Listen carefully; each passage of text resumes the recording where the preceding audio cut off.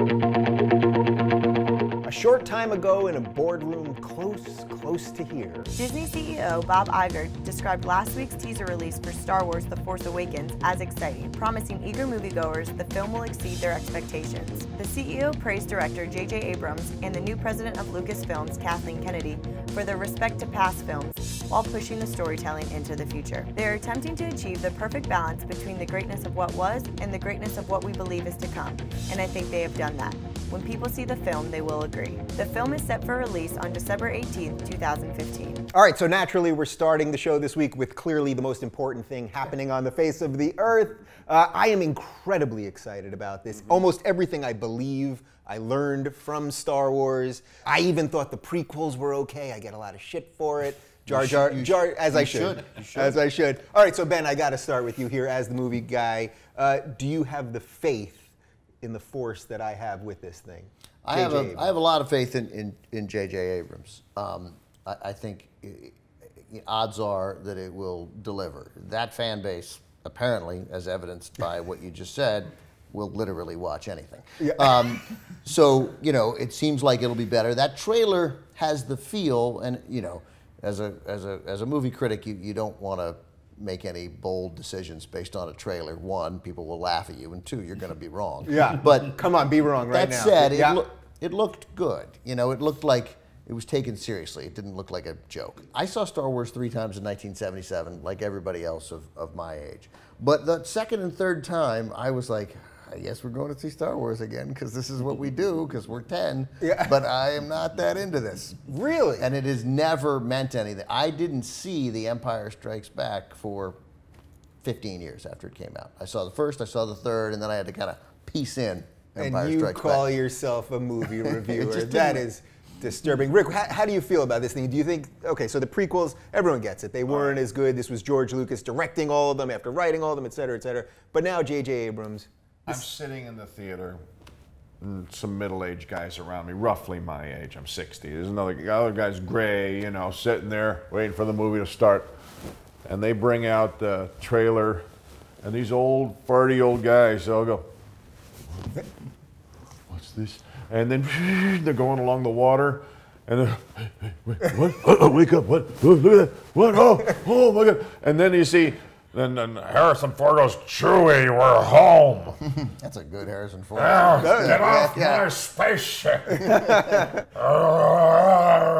Wait, that was Harrison or Chewbacca? That last one. Now Chewbacca, I'm doing a joke, and now he's old too, but he isn't. He looks exactly. He's got, you know, just for Wookiees combed in there or something like that, because they didn't change that suit at all, you know. Yeah. So your point is that this is exciting. I haven't seen grown men cry like that since Ray Kinsella's dad came out of the cornfield. That was a movie. All right, so the Disney part of this, you know, look, Lucasfilm was huge. It started small and it became something huge, but Disney's even bigger than that. Does this just mean more toys? Does this mean more mainstream? It's probably both. I mean, look, Disney, they haven't had, what is it now, you know, 65 years of enormous success by accident. They know what they're doing. Yeah. They are professional movie people. Yeah.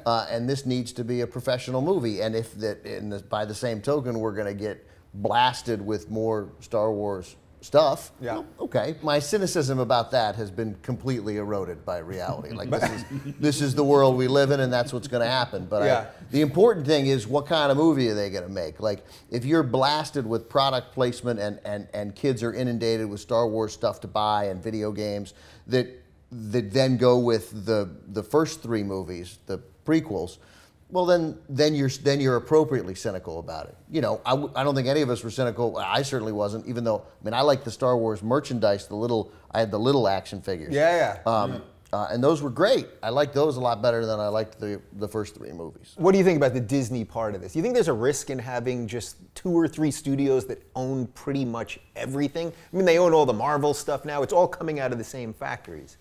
Well, I sure was surprised when they took a gamble Guardians of the Galaxy, which is like a really not the same size franchise by any means, and they dumped a ton of cash on it. It will be running neck and neck with Guardians of the Galaxy. I think those will be the two competing forces. Do you think that it will ever come close to catching up? I know toys-wise it hasn't. What's interesting about Star Wars, what is that you talk about those older men sitting up and taking notes, coming out of their it was me.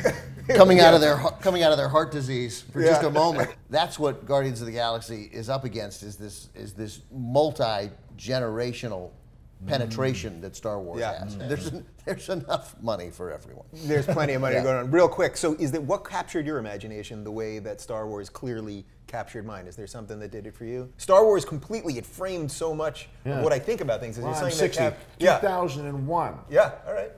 Promised me a decade ago there'd be a civilian space station and that there would be Pan Am Airlines, and I have been completely betrayed by my culture. Yeah. I would like to know, and I mentioned this on Twitter, and I didn't get nearly as much hate as I thought I would, but it is a little weird, going back from the first movie, and apparently from the trailer, that when the X-Wing fighters, or whatever when they shoot in tunnels at the ships in front of them, and they miss, that thing never hits anything.